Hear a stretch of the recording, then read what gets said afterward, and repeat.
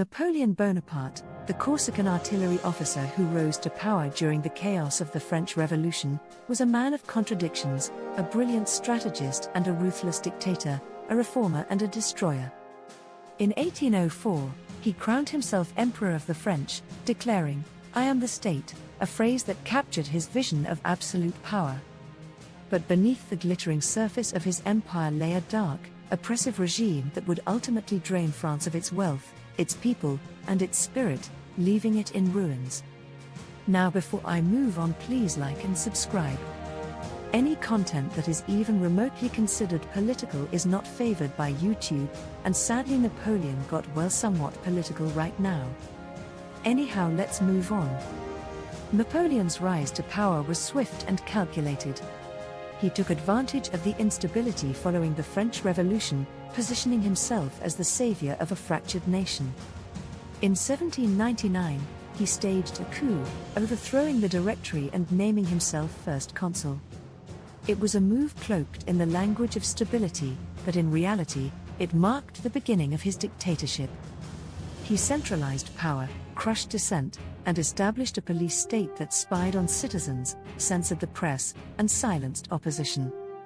His secret police, led by Joseph Fouché, ensured that no hint of rebellion went unnoticed. In 1804, Napoleon crowned himself emperor in a lavish ceremony at Notre Dame Cathedral. In a bold act of defiance, he took the crown from the Pope's hands and placed it on his own head, symbolizing that he answered to no one, not God, not the people, not the law. His rule was absolute, and his word was final. The Napoleonic Code, while modernizing French law, also reinforced his authoritarian control, stripping away freedoms and enshrining his authority. Napoleon was a master of propaganda. He crafted an image of himself as the invincible leader, the man of destiny, the embodiment of France itself. Portraits, statues, and coins bore his likeness, and his military victories were celebrated as proof of his divine favor. But this cult of personality came at a cost. Dissent was crushed, and those who opposed him were exiled, imprisoned, or executed. The revolutionary ideals of liberty, equality, and fraternity were twisted into tools of control, used to justify his endless wars and authoritarian rule. Napoleon's insatiable ambition and hunger for power plunged France into a cycle of constant warfare. He believed that military conquest would secure his legacy and expand French influence across Europe. But his wars were not fought for the people of France, they were fought for his ego.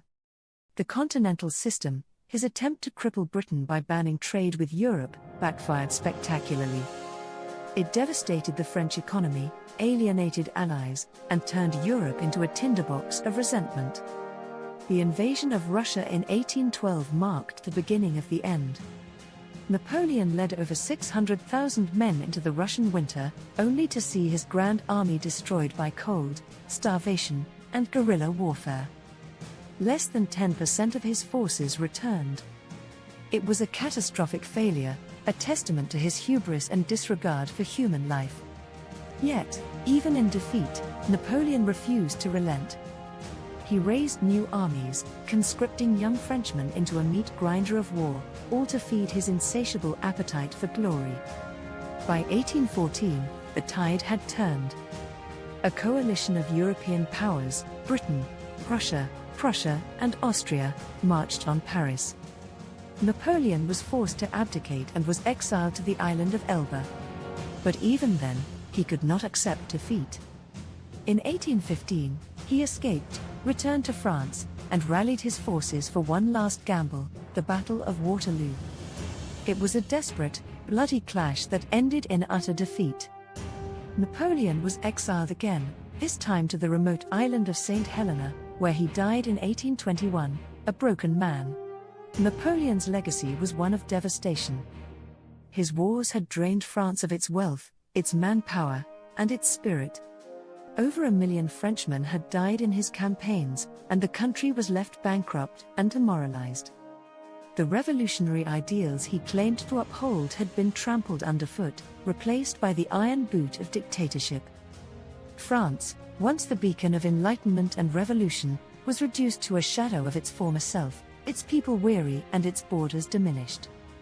Napoleon's belief that who serves the state is above the law was his undoing. He saw himself as the state, the law, and the nation incarnate. But in the end, his unchecked power and boundless ambition led to his downfall and the ruin of the country he claimed to serve. His story is a cautionary tale, a dark reminder of the dangers of absolute power and the price of hubris. France paid that price in blood, and the scars of his reign would linger for generations.